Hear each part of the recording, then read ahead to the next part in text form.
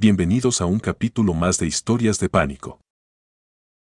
El intruso tras la cortina, la famosa sombra del capítulo La Buena Vecindad. Lo noté cuando la luz piloto empezaba a parpadear en rojo y el director, con un leve gesto de la mano, ordenó silencio absoluto. Era mi tercera semana como asistente de iluminación en Televisa San Ángel, Foro 6, y aquella noche se grababa la primera parte de la fiesta de la Buena Vecindad. Yo tenía 23 años, cero experiencia en televisión y un entusiasmo que todavía rozaba la ingenuidad. Trabajar con Chespirito era, para muchos, tocar la gloria. El patio de la vecindad se sentía más cálido de lo habitual. Los reflectores incandescentes rugían como pequeños hornos colgados del techo. Aún así, una sensación incómoda me erizó la piel cuando los actores tomaron posiciones. Afuera del cuadro, yo sostenía una porta-flag para recortar el destello que se colaba por la ventana del supuesto cuarto de doña Clotilde. Ese tragaluz estaba cubierto por unas cortinas beige, ligeramente ajadas, que se movían al compás del aire acondicionado. O eso creí. Primer indicio. El ensayo empezó sin incidentes. Kiko resopló, la chilindrina hizo muecas, don Ramón martilló una tabla, y el chavo apareció con su barril convertido en puesto de refrescos. Todo normal hasta que, de reojo, vi una silueta oscura pegarse a la tela de la ventana. Fue algo mínimo, el contorno presionó la cortina hacia afuera, luego se retiró con suavidad. Pensé en un utilero acomodando cables detrás del decorado, pero esa área daba a un pasillo angosto que solía permanecer vacío durante la grabación. Volteé. Nadie. ¿Todo bien con esa luz?, preguntó Mario, el jefe eléctrico, al verme inquieto. Sí, jefe, respondí, aunque no estaba seguro. Grabación oficial. Al segundo take, las risas del público invitado llenaron el foro. Las cámaras 1 y 2 cubrían plano general, la 3 hacía close-up al chavo. Por protocolo, yo mantenía la mirada fija en el monitor del director, con la obligación de corregir un reflejo si aparecía. Fue entonces cuando la cortina se infló como si algo empujara desde dentro, y esta vez el movimiento se prolongó. Vi claramente una mancha oscura adherida a la tela, no tenía hombros marcados ni perfil humano reconocible, solo un contorno amorfo, aplastado contra el tejido. El director, concentrado en los actores, no comentó nada. Tampoco se oyó un corten. Quizá fui el único que lo vio en tiempo real porque la cámara 2 enfocaba justo la ventana, pero desde un ángulo donde la cortina quedaba casi en penumbra. Un segundo más y la sombra se despegó de golpe, la cortina cayó plana, sin arrugas, como si nadie la hubiera tocado. Sentí un zumbido en los oídos. Me atreví a hacer un paso hacia atrás, el cable que sostenía tropezó con mi pie y casi tumbó una bandera reflectora. Mario gruñó algo sobre muchachos nerviosos y me pidió que no distrajera a los actores. Pausa para cambiar escenografía. Cuando el director gritó, corte y cambiamos escenario, los técnicos nos distribuimos para recolocar luces. Yo fui directo al pasillo detrás de la ventana. Pensé que encontraría a un compañero, quizá un tramoyista fumando a escondidas. Pero aquel corredor estaba vacío y oscuro. Solo había un poste metálico con una llave de agua y un carrete de cable. Y sin embargo, la sensación de no estar solo me apretó el pecho. Apreté el interruptor de una lámpara portátil, su haz reveló una serie de arañazos verticales en la pared de tabla roca, justo a la altura de la cortina, como si alguien hubiera rasgado el yeso con uñas largas. Toqué los surcos, el yeso estaba friable. Me retiré al escuchar que el director pedía luz sobre la tarima. No comenté lo que vi, temía que, por novato, me tacharan de supersticioso. Rumor en el café. A la hora del receso, en la cafetería del foro, me uní a la fila por un café soluble.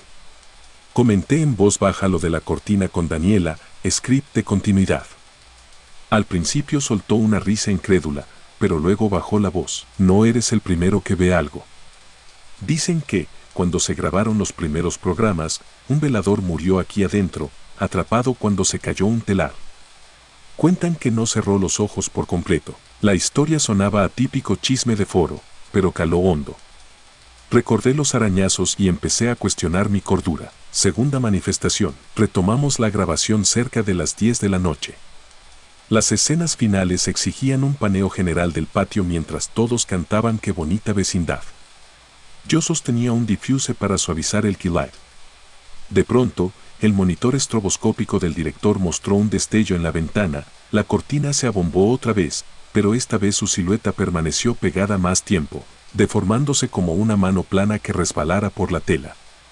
Nadie gritó, corten, el público aplaudía y los actores se movían de un lado a otro, ajenos. Sentí un hormigueo, una urgencia irracional de correr. Cuando por fin el director dijo, ok, perfecto, última a cámara 3 y nos vamos a casa, solté el equipo y me planté frente al ventanuco. Mis colegas comenzaron a guardar cables, yo simulé asegurar un barn door mientras, con el corazón agitado, observaba la cortina inmóvil, entre bastidores. Si quería respuestas, debía mirar detrás. Caminé el pasillo hasta el set contiguo, donde solo había escenografías viejas, parte de un comedor, un fragmento de pasillo hospitalario y un telón que simulaba fondo de un parque. Todo estaba a oscuras. Giré la perilla de un foco de tungsteno, la bombilla chisporroteó, iluminando 1 metro escaso. Vi polvo flotando y nada más. Di un paso. El piso crujió. Y entonces escuché una exhalación breve, casi un suspiro, al nivel de mis rodillas. No sondó a fuga de aire, pareció un lamento tenue, ahogado apenas nacer. Recé mentalmente porque fuera mi imaginación, pero el sonido se repitió, subiendo un tono, detrás de una plancha de madera apoyada contra la pared. Estiré la mano para moverla, y algo golpeó la tabla desde dentro, un impacto seco que me congeló. No esperé un segundo, salí de espaldas, con la lámpara temblando en mi mano, hasta que choqué con Mario. Él se asustó más por mi cara que por otra cosa. Le conté lo del golpe, gruñó, seguro fue un ratón enorme. Vámonos, muchacho, ya se acabó la jornada. La cinta perdida. Pasaron 2 días antes de que me atreviera a revisar el footage. Aprovechando un turno matutino sin grabación, entré a la cabina de videotap y pedí ver el rollo de la cámara 2. El operador accedió a regañadientes. Adelanté hasta el momento exacto, minuto 12 con 47 segundos. Allí estaba la sombra, presionando la cortina, delineada por la luz del patio. Si se pausaba el cuadro, se distinguía algo parecido a un perfil. Mi mente jugaba con píxeles borrosos y líneas grasientas de cinta U-Matic, pero podía jurar que era un rostro sin ojos, con la boca entreabierta. Quise duplicar la escena, el operador se negó, alegando que eran materiales reservados. Me ofreció, a cambio, no decir nada si yo tampoco hablaba de su costumbre de fumar en cabina. Acepté. Me marché con la imagen prendida en la retina. Cierre de temporada. Para el último episodio de aquel año, ya nadie hablaba del fenómeno. La agenda de producción era tan frenética que los técnicos preferíamos no perder tiempo en fantasías. Aún así, el rumor del velador muerto siguió creciendo entre maquillistas y tramoyistas. Decían que su apodo era el Chino y que, tras su accidente, se suspendieron las guardias nocturnas en Foro 6.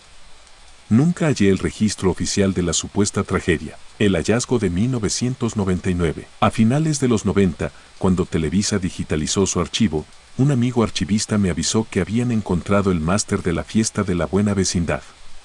Corrí al departamento de restauración.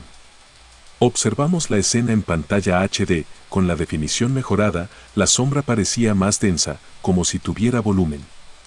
Pero lo que nos heló fue un segundo detalle que antes jamás noté. Al retirarse, la mancha dejó ver algo detrás de la cortina, un pequeño destello blanquecino, algo que se movía al mismo ritmo que la tela. Amplificamos la imagen cuadro por cuadro. El brillo formaba 3 puntos alineados, parecidos a los botones de un uniforme antiguo. ¿Recuerdas el traje de velador de los 70? Dijo mi amigo, y me mostró una fotografía grisácea. En efecto, la camisa llevaba 3 botones plateados sobre el pecho. Confesión tardía. No volví a hablar de aquello hasta 2009, cuando un canal de televisión por cable repitió el episodio. Publiqué un mensaje anónimo en un foro explicando lo que vi, compartí capturas congeladas del máster. La gente reaccionó igual que yo la primera vez, unos se burlaron, otros ampliaron la teoría del fantasma. Años después, en 2024, TikTok catapultó la leyenda cuando alguien compartió mi viejo fotograma con música tenebrosa. El clip superó varios millones de reproducciones y pronto los influencers bautizaron a la aparición como el intruso de la vecindad. Hoy, medio siglo después de aquella noche, Todavía guardo una pequeña astilla de la tabla roca que rasguñó a la espalda de la ventana. La conservo en una caja de herramientas, junto con una linterna sin pilas y mi gafete de asistente. A veces la tomo entre los dedos y siento que vibra, como si algo quisiese salir de ese fragmento. He vuelto al Foro 6 en contadas ocasiones. Está remodelado, lleno de sets modernos. Pero cada vez que paso frente a la réplica de la vecindad, cierro los ojos y escucho un leve roce de tela, como de cortina que se infla y se vacía. Abro los párpados, y nada. Justo como aquella primera vez. No sé si aquello fue un error de iluminación, un reflejo mal interpretado o la visita de un fantasma olvidado. Lo único cierto es que, cada vez que alguien me pregunta por la sombra que se asoma en la buena vecindad, siento que regreso a aquel instante en que el silencio del foro se llenó de un suspiro que no pertenecía a nadie, y recuerdo que, por un par de segundos, algo inhumano rozó la luz ámbar de mis reflectores. Y todavía, cuando apago la televisión después de una reposición del programa, juro que la cortina del Sad-Led, como si respirara al ritmo de un espectador que jamás compró su boleto pero sigue exigiendo protagonismo. El rostro en el cristal. La anomalía del aula del profesor Girafales, grabaciones de 1974. 1. Luces encendidas, mirada fija. Apenas vi el set supe que aquello no era una simple escenografía escolar.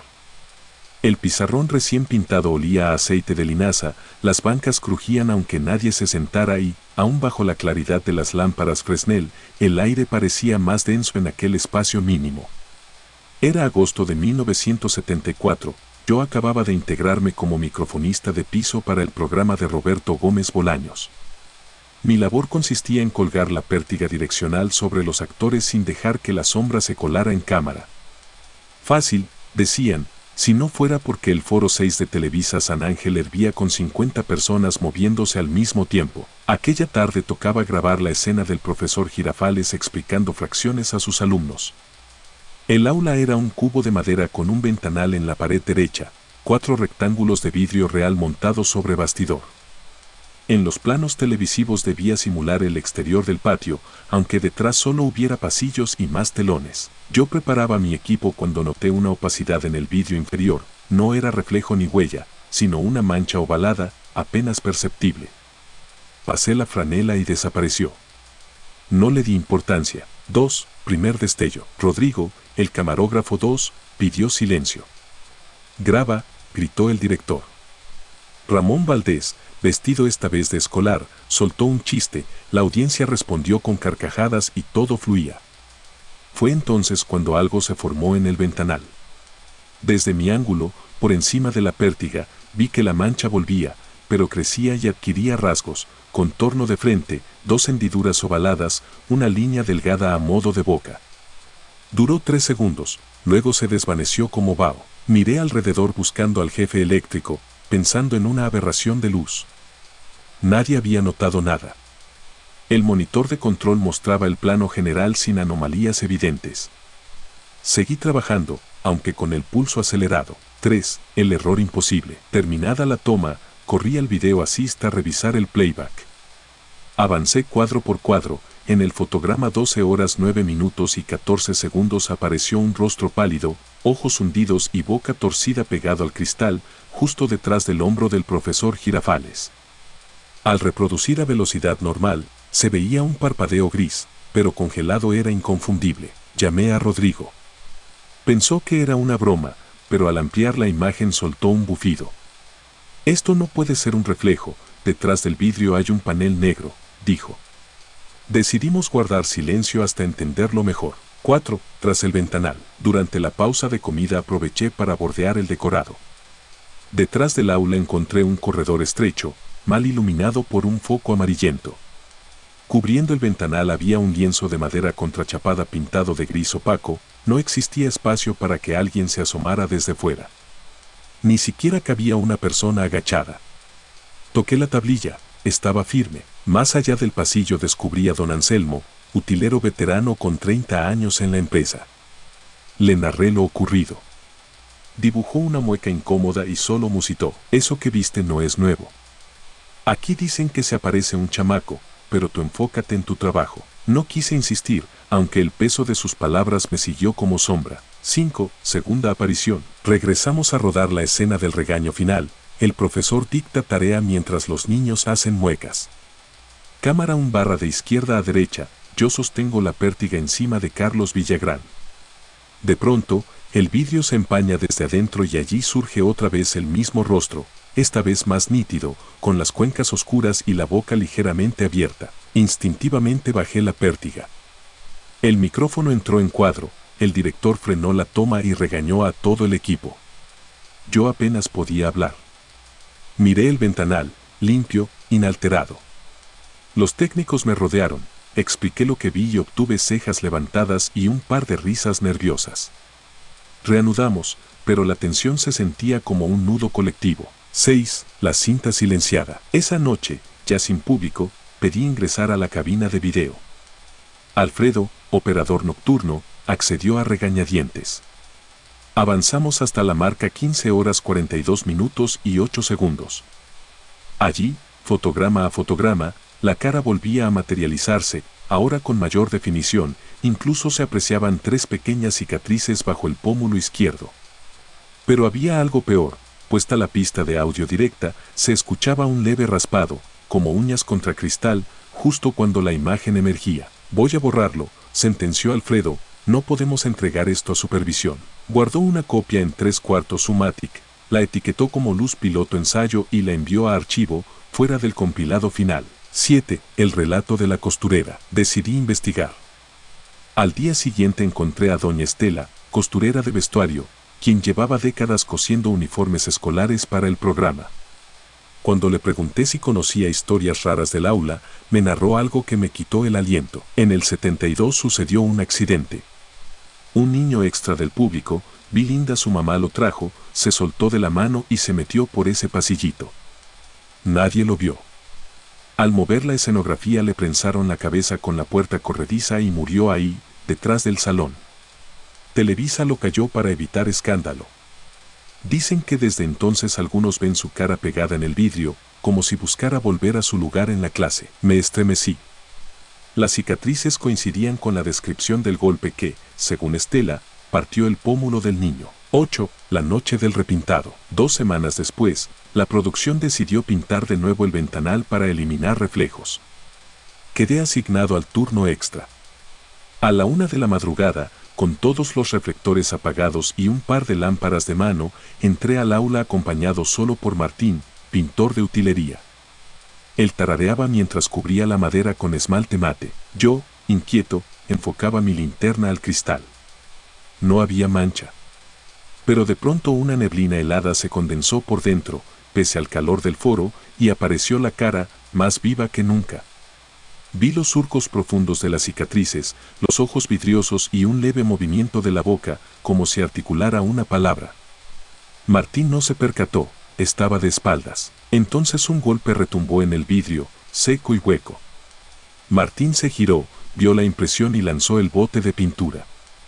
El esmalte salpicó todo, y antes de que pudiéramos reaccionar, la neblina se disipó y el rostro se deshizo.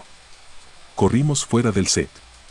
El supervisor de guardia, molesto, nos obligó a limpiar y terminar el trabajo, pero la pintura se negaba a cubrir la zona exacta donde se había mostrado la figura, como si el esmalte resbalara. 9. Registro en la cinta fantasma. Días después, Alfredo me avisó de algo inquietante, la copia de ensayo que había archivado desapareció del almacén. No constaba en inventario. Empezaban a circular cuentos de que alguien, o algo, no quería que ese material viera la luz. Sin embargo, antes de que se extraviara, él había logrado capturar 3 fotogramas clave en diapositiva para ilustrar un artículo interno sobre defectos de imagen. Me los mostró en su apartamento, el rostro era más definido que en la cinta, los ojos parecían mirar directo al espectador. Guardó las diapositivas en un sobre. Esa misma noche el sobre se humedeció por dentro sin explicación y la emulsión se corrompió, los rasgos se borraron. 10. Clímax. La lección final. Convencido de que el hecho merecía una confrontación, regresé al Foro 6 en un día libre. Llevé conmigo una cámara Polaroid y un magnetófono portátil. Encendí solo las vías de piso y me senté en la bancada delantera, apuntando la lente al ventanal. Si necesitas algo, dije en voz alta, con un temblor que no disimulé, dímelo. Nada. Silencio pesado. Grabadora en rec, clic de obturación una vez, otra, nada extraño. Pensé en irme cuando un chirrido de tiza rasgó el silencio, la palabra presente comenzó a escribirse sola en el pizarrón, letra temblorosa pero legible. La Polaroid cayó al suelo. Me giré lentamente y vi al niño completo, cuerpo traslúcido vestido con un suéter escolar gris, los 3 botones plateados al centro, la cabeza ladeada, una sonrisa triste, y las mejillas cubiertas de grietas sanguinolentas. Estaba parado dentro del cristal, como si la ventana fuese un acuario y él flotara detrás. Con la mano, golpeó 2 veces el vidrio, no sonó hueco, sino como el cráneo contra la lámina. ¿Querías verlo? Pues mírame, pareció decirme sin voz, solo con esa boca contrahecha. Quise correr pero las piernas me flaquearon. Instintivamente levanté la cámara rota, el niño estiró los dedos hacia mí, presionó la palma en el vidrio, y la superficie se abolló hacia afuera, como membrana elástica. Retrocedí, tropecé con la última fila de pupitres, caí y la tiza rodó hasta mis pies. Cuando levanté la mirada, la ventana estaba vacía. 11. El silencio posterior. Abandoné el set sin recoger equipo. Presenté mi renuncia a la semana siguiente. Nunca mencioné el incidente en mi carta, alegué problemas personales. Sin embargo, antes de irme, don Anselmo me trajo un sobre. Dentro había un negativo 35 milímetros revelado en su laboratorio casero. Mostraba el aula vacío, y en el ventanal, la silueta borrosa de un rostro infantil. Lo capté en el 72, cuando murió el chamaco, confesó. Nadie me creyó. Quédate con él, yo ya le perdí el miedo. Lo guardé en una caja fuerte años después. Cada tanto lo reviso y noto que la figura se va aclarando, donde antes había bruma, hoy se vislumbran útiles escolares detrás, como si el niño estuviera ganando cuerpo. 12. Último plano. El programa sigue transmitiéndose y miles de espectadores creen que el aula es puro cartón pintado. Si supieran que, en ciertos cuadros, los ojos que miran desde la ventana no pertenecen al elenco. Más de un apasionado al freeze frame quizá ya se cruzó con él sin darse cuenta, un destello gris, un gesto torcido, una presencia que jamás cobró sueldo pero exige atención. Yo dejé la televisión. Trabajo instalando sonido en iglesias vacías, donde el eco es natural y no hay vidrios que devuelvan caras. Y aún así, algunas noches, cuando la reverberación se alarga, creo escuchar la misma voz infantil repitiendo, presente. Entonces apago las luces, cierro el templo y salgo a la calle. El reflejo de los faroles me persigue en cada vitrina, con miedo de descubrir que, al fondo, un rostro pequeño y herido sostiene la mirada desde un cristal cualquiera, pidiendo turno para la clase que nunca terminó. La figura detrás de don Ramón, captada en los créditos de El Chavo del Ocho. Lo que más me gusta de restaurar cintas viejas es el silencio, ese zumbido leve de los servidores que te rodea como una cáscara y te permite olvidarte del mundo. Por eso acepté el turno nocturno en el laboratorio digital de Televisa San Ángel. Allí, en la bodega 5, me encargaba de limpiar fotogramas del archivo histórico para subirlos en HD a la nueva plataforma de streaming. Un trabajo rutinario, hasta que tropecé con el episodio 273B de El Chavo, Mal Día para don Ramón. Era la versión sin cortes, con unos créditos finales que nunca salieron al aire. Duraban 22 segundos extra, don Ramón pasea por el patio mientras suena música incidental y, de fondo, se lee la lista de camarógrafos. Nada especial, pensé. Coloqué la cinta en el escáner Framevision, ajusté brillo y corrí el primer barrido. A mitad del proceso, el software marcó un objeto extraño en cuadro 6853. Abrí la vista previa y sentí que la habitación se encogía. 1. El fotograma 6853. Allí, entre la columna del set y la puerta que daba a la calle falsa, se asomaba una figura oscura. No era parte del decorado ni un salto de luz, presentaba contornos definidos, demasiado altos para cualquier actor infantil y demasiado rectos para doña Clotilde. El rostro, si es que había uno, estaba perdido en sombras, solo se distinguían 2 huecos opacos donde deberían ir los ojos. Justo cuando don Ramón gira sobre sí mismo y suelta la frase, ¿y ahora quién podrá ayudarme?, la forma se inclina, como si lo observara. Detuve el escaneo. Quizá un tramoyista invadió el cuadro, me dije. Volví a la cinta original en Betacam-SP, presioné play, la imagen bailaba por los músculos magnéticos y de nuevo la aparición. Avancé fotograma a fotograma, la entidad permanecía 9 cuadros completos, poco menos de medio segundo, luego retrocedía y se disolvía en un destello. Ningún reflejo de lente dura tanto. Quise avisar a mi coordinador, pero el reloj marcaba 2:17 de la mañana y el celular corporativo mostraba sin servicio. Respiré hondo, exporté una imagen TIFF y puse zoom al 400%. Un detalle me heló la sangre. Sobre el hombro izquierdo de la sombra colgaba un cordel con algo parecido a una placa metálica. El objeto brillaba casi plateado cuando la música subía de volumen. 2. Archivo y rumores. Yo había escuchado historias en la cafetería, foros embrujados, cámaras que se encendían solas, un velador que juraba ver niños corriendo por los pasillos. Tonterías para matar el insomnio. Sin embargo, al día siguiente llevé la captura impresa a color al cubículo de Rubén Noriega, jefe de archivo. Abrió los ojos, hizo un gesto raro y cerró la puerta. Hay otro negativo donde la figura dura más, susurró. Pero esa lata está bajo llave. Me condujo a un estante gris, fila H22. Sacó una caja sellada con cinta roja, 287 créditos extendidos, copia Estudio U2, año 1978. La etiqueta advertía no difundir, defectos de cámara. Rubén no tenía la llave, pero aseguró que Félix, supervisor de seguridad, la custodiaba. 3. El cassette prohibido. Esa noche encontré a Félix en su caseta, bebiendo café negro. Al mencionar el número 287, palideció. Esa copia la retiraron los productores, dijo. Hubo quejas de que aparecía algo detrás de Don Ramón y los actores se inquietaron. Se quedó aquí por órdenes de arriba, que nadie la toque. Convencerlo requería más que palabras, así que le ofrecí digitalizar la cinta para añadirla al memorial de los 50 años del programa. Accedió de mala gana.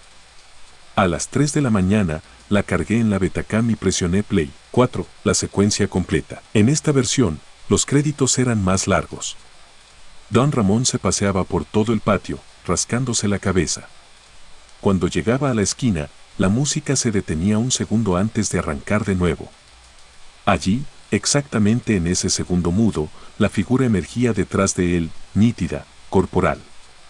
Medía casi 1,90 m, lucía un overol oscuro y una placa plateada balanceándose sobre el pecho.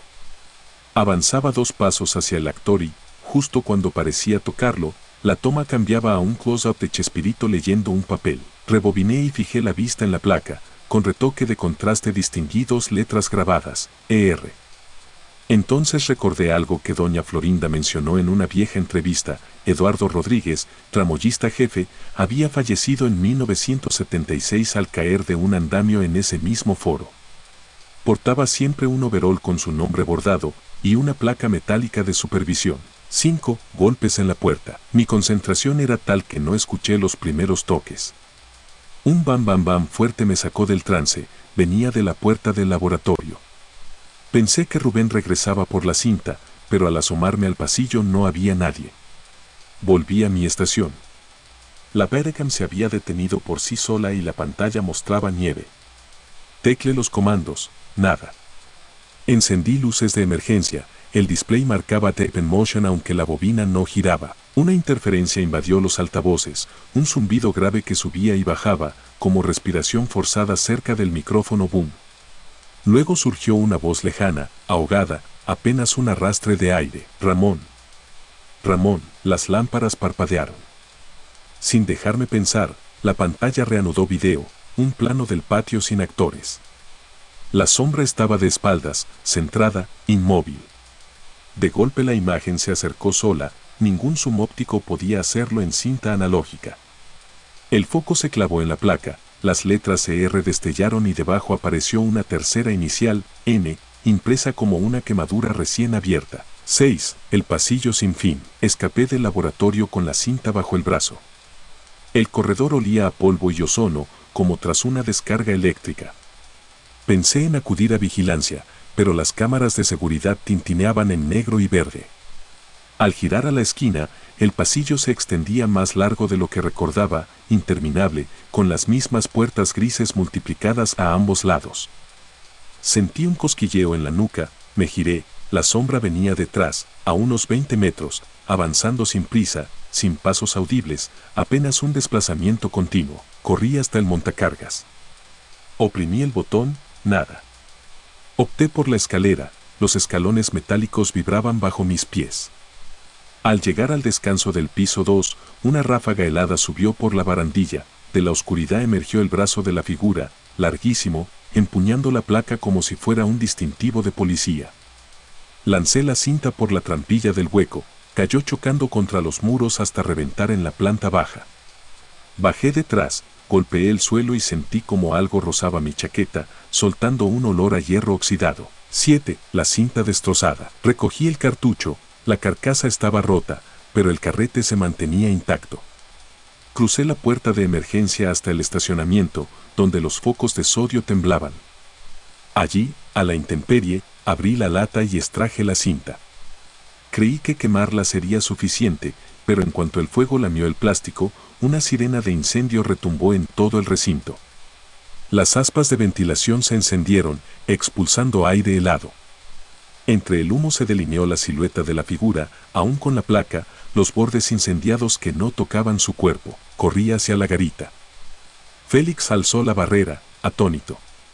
Antes de que pudiera hablar, el monitor de seguridad mostró la toma del estacionamiento, donde yo veía el auto del productor estacionado, la pantalla exhibía el patio de la vecindad con la sombra parada en el centro. Félix palideció, apretó el botón de bloqueo y las puertas metálicas se cerraron. 8. El archivo fantasma. No volví a Televisa. Entregué un parte médico por crisis nerviosa y me refugié en casa. Sin embargo, una semana después, recibí un sobre sin remitente. Dentro venían 3 fotografías impresas. Don Ramón de espaldas, a punto de salir del set. La figura extendiendo el brazo hacia él. Un close-up de la placa metálica con las letras CRN grabadas con profundidad.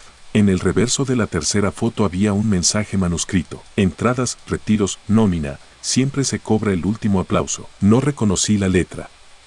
Mientras sostenía las fotos, la luz del pasillo titiló y escuché un golpe suave, bam bam bam, contra mi puerta. No abrí. Apreté los ojos y el sonido cesó. He intentado hablar con compañeros, nadie admite haber visto el metraje, juran que no existe un episodio 273b, Rubén fue transferido, Félix ya no responde mensajes, y el acceso a la bodega 5 está clausurado por renovación de equipos. En foros de coleccionistas, algunos aseguran haber captado un parpadeo negro detrás de Don Ramón en un Dylan de madrugada, pero los videos desaparecen o se corrompen. Yo conservo la última copia digital en un disco SSD sin conexión. Cuando el insomnio me vence, abro el archivo. Cada vez dura un poco más, la sombra ahora se queda 15 segundos tras Don Ramón y el audio incluye un jadeo, como si cargara un peso enorme. Ayer noté algo nuevo, al fondo del patio, la ventana del señor Barriga refleja otra silueta que no reconoce mi software como objeto extraño. Quizá el aplauso final nunca termina para quien dejó la vida entre cables y andamios. Quizá la vecindad es un escenario infinito donde el público se renueva, pero el verdadero dueño del foro, el que lleva su nombre prendido del pecho, sigue reclamando que lo acrediten. Y cada vez que las luces se apagan y las risas enlatadas retumban, él regresa a cobrar su sueldo en presencia, deslizando su sombra entre fotogramas, afinando su entrada, esperando el momento exacto en que Don Ramón de la espalda y la cámara, inocente, le otorgue el centro del cuadro. Ahora, cuando la aplicación de la plataforma me recomienda El Chavo del 8, cierro sesión. Prefiero no toparme con el episodio 273b. Sé que, cuando los créditos aparezcan y el patio quede semioscuro, ese trabajador incansable seguirá ahí, pegado a Don Ramón, recordándole que los foros no perdonan las caídas, y que nadie abandona la escena hasta que su nombre brille sobre la pantalla. El visitante sin llaves, inspirado en los testimonios de técnicos y utileros que, en los años 70, afirmaron sentir miradas y presencias extrañas mientras se grababa El Chavo del 8. Jamás olvidaré la primera noche en que me asignaron el turno de madrugada en el Foro 6 de Televisa San Ángel. Yo era electricista suplente, cables, dimes y fusibles, nada glamuroso. A esa hora el patio de la vecindad, ese laberinto de madera pintada, permanecía vacío, con los focos Fresnel apagados y el eco hueco de un estudio que, durante el día, rebosaba carcajadas. Tenía 22 años y poca imaginación. Sin embargo, bastaron 10 minutos en aquel silencio para que algo dentro de mí aprendiera a desconfiar de la oscuridad. 1. El pasillo que respiraba. Debía revisar que los reguladores no se sobrecalentaran. Para llegar, cruzaba un corredor estrecho detrás del set, donde la temperatura caía un par de grados. Cada paso hacía crujir la tarima. Al fondo, la puerta metálica de la sala eléctrica soltaba vibraciones leves, como si alguien del otro lado apoyara la frente contra el metal.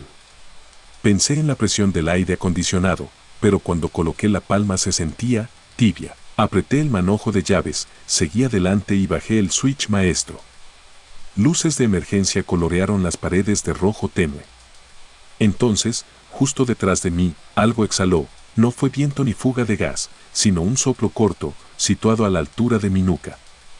Giré, pasillo vacío, salvo por el letrero de salidas que parpadeaba. Volví a la sala de control con el pulso acelerado. El supervisor, un veterano llamado Gamaliel, me observó por encima de sus lentes. ¿Todo en orden, muchacho? Sí, señor, mentí. Solo que el pasillo, parece que se oyen ruidos. No contestó, sonrió con lástima, como quien ha escuchado lo mismo demasiadas veces. 2 voces que nadie pronunciaba. A la semana siguiente se repitió la guardia. Éramos 3, Gamaliel, yo y Leticia, asistente de utilería que catalogaba piezas en un cuaderno de tapas negras. Mientras actualizaba inventario, murmuraba los números en voz baja. Eran las 2 de la mañana cuando su lápiz se detuvo. ¿Escuchaste eso?, preguntó. Silencio. Solo el zumbido de los fluorescentes. Pareció alguien diciendo por acá. Reí, buscando alivio, pero ella insistió. Nos dirigimos a la bodega de vestuario, un cuarto donde colgaban disfraces del Chavo, uniformes escolares y chaquetas de Don Ramón. Leticia encendió la lámpara portátil. Los trajes se mecían. Creí que había corriente de aire, hasta notar que ninguna percha oscilaba al mismo ritmo. Cada prenda se movía independiente, como si manos invisibles las empujaran desde dentro. Leticia retrocedió. Cerré la puerta de golpe. El temblor viajó por el piso, apagó la lámpara de emergencia y, por un instante, todo quedó a oscuras. Al volver la luz, vimos que una chaqueta azul yacía en el suelo, perfectamente doblada. No hacía viento, no había forma de que cayese doblada solo. Leticia dejó el inventario y no volvió a las madrugadas. 3. El registro de incidencias. Gamaliel llevaba un cuaderno marrón donde anotaba cada percance para el jefe de producción. Un café derramado, un fusible quemado, incluso que alguien jurara sentir pasos donde no había nadie. Yo hojeé el cuaderno una madrugada de aburrimiento, la lista era extensa. 13 de marzo de 1973. Técnico de audio reporta sombra detrás de cámara 2, no se encontró a nadie. 9 de abril de 1973, actriz invitada siente mano fría sobre el hombro mientras repasa guión, set desierto. 2 de junio de 1974, luminotécnico nota olor a ozono y ve chispas sin cortocircuito aparente. 29 de noviembre de 1974, utilero escucha pasos dentro del barril del Chavo, barril vacío. La caligrafía cambiaba. Varios jefes habían venido y se habían marchado, pero el fenómeno persistía. 4. El susurro en la escalera norte. Lo narro aunque desprecio recordarlo, fue la primera vez que perdí el control. Corría el último trimestre de producción. El equipo quería ahorrar energía, así que apagaban el aire central pasada la medianoche. Aquella vez, al bajar por la escalera norte, la barandilla helada me hizo estremecer. A medio tramo, una voz varonil murmuró mi nombre, tan claro que resonó en el metal. Dio la impresión de que un adulto alto descendía pegado a mi espalda. Corrí hasta la planta baja. No hubo risas de compañeros gastando bromas, tampoco huellas. Solo el eco metálico difundido por toda la escalera, como si los muros devolvieran mi nombre en un suspiro perpetuo. Al regresar a la cabina, Gamaliel me tendió su cuaderno abierto en la fecha del 15 de diciembre de 1974. 17:35 horas. Jorge Díaz denuncia que algo pronunció su nombre completo en la escalera norte. Lo escribió sin mirarme, apenas levantando la ceja. Sentí que la tinta aún estaba húmeda. 5. La teoría de la placa sin dueño. Rumores corrían sobre un electricista llamado Ernesto Robles. Según los más viejos, murió en un accidente con un elevador de luces en 1972, cuando el proyecto apenas se levantaba. No existía acta en los archivos. Televisa habría acallado el caso para evitar prensa negativa. Decían que Robles llevaba siempre una placa metálica con sus iniciales, ER. Desde entonces, trabajadores afirmaban ver brillos plateados en rincones oscuros del foro. Una noche decidí buscar la placa. Gamaliel vigilaba monitores, yo llevé una linterna al fondo del decorado, a la famosa ventana de Doña Clotilde. Detrás, hallé un nicho polvoso donde se acumulaban cables viejos. En medio, una caja de herramientas cerrada con candado. La bisagra se dio tras un golpe. Dentro, entre destornilladores oxidados, descansaba una credencial ovalada, ER Electricidad, Brigada 3. Al tocarla tuve la sensación de que el metal latía, mínimamente, como si retuviera calor humano. La guardé en el bolsillo. Quería entregarla a Patrimonio, pero un presentimiento me dijo que no debía sacarla del foro. 6. La noche del apagón total. 3 días después, sobrevino un corte de energía a las 0:47. Emergencias falló, los pasillos quedaron a oscuras. Solo el regulador principal emitía un pitido lastimero. Usé una linterna de mano y bajé hacia los transformadores. El aire olía a plástico quemado. Al llegar, la puerta metálica estaba abierta. Dentro, los switches habían sido bajados manualmente, no era un fallo, alguien lo hizo. Sentí la placa heavy en el bolsillo, como un recordatorio. Levanté el interruptor. Nada. Intenté de nuevo, las luces del pasillo palpitaron, luego se extinguieron. En ese instante, el tap-tap de botas resonó detrás de mí. No quise voltear. Avancé a tientas, el haz tembloroso de la linterna saltando sobre la pared. El sonido me siguió, manteniendo la distancia exacta de un abrazo siniestro. Cuando asomé al set principal, un resplandor azul frío emergió del centro del patio. Todos los focos se encendieron a la vez, alimentados por quién sabe qué fuente. La vecindad brillaba pero no había vida. Entonces vi la silueta. Justo frente a la puerta de don Ramón, un hombre alto, overol oscuro, la placa en el pecho reflectando cielo eléctrico. No tenía facciones definidas, solo un óvalo negro por rostro. Levantó la mano, una palma abierta en señal de saludo, y el alumbrado se apagó. Cuando los generadores auxiliares arrancaron, la figura había desaparecido. Corrí al switch general, estaba arriba, como si jamás lo hubieran bajado. Gamaliel llegó jadeando, vio mi cara y no hizo preguntas, simplemente escribió evento luminoso inexplicable 059 y firmó. 7. El último turno. Quise renunciar, pero el contrato terminaba en un mes, necesitaba el sueldo. La madrugada final coincidió con el empaquetado de utilería navideña. Los decoradores guardaban pinos de cartón, guirnaldas, falsos regalos. A las 3, el foro quedó nuevamente vacío. Caminé hasta la vecindad una última vez. Colgué la placa de ER en un clavo junto al barril del Chavo, como si devolviera llaves a un dueño invisible. Aquí termina mi turno, susurré. Cuando giré para salir, la puerta de la vecindad se cerró sola con un chasquido leve. No se trabó, se ajustó, cordial. Afuera me esperaba un pasillo despejado y silencioso, sin brillos ni pasos. Conservo el cuaderno de incidencias, Gamaliel me lo regaló al jubilarse. Hoy, cada vez que reviso sus páginas, noto que la tinta de algunas entradas se corre lateralmente, como si una mano húmeda resbalara sobre las fechas. En la lista final escribió, 31 de diciembre de 1974, 4 horas, se devuelve placa ER al set. Todo en calma. Desde entonces, ningún técnico ha vuelto a reportar exhalaciones, pasos o luces que se encienden solas, al menos, no oficialmente. El Foro 6 sigue activo para telenovelas, concursos y promociones. Dicen que la energía allí se siente bien. Quizá porque el visitante volvió a su puesto, ahora reconocido, sin necesidad de merodear en la penumbra buscando aplausos que nunca le ofrecieron en vida. Y, sin embargo, cuando camino por pasillos de otros estudios y escucho un tap-tap lejano que coincide con el latido de los focos, sé que los técnicos antiguos rara vez abandonan los escenarios donde invirtieron su sudor. Solo esperan la siguiente pausa de grabación para salir, revisar que los cables no se enreden y asegurarse de que la luz nunca falte, porque en la televisión, al igual que en la oscuridad, el peligro no es la penumbra, sino quedarse sin testigos de lo que respira entre los decorados.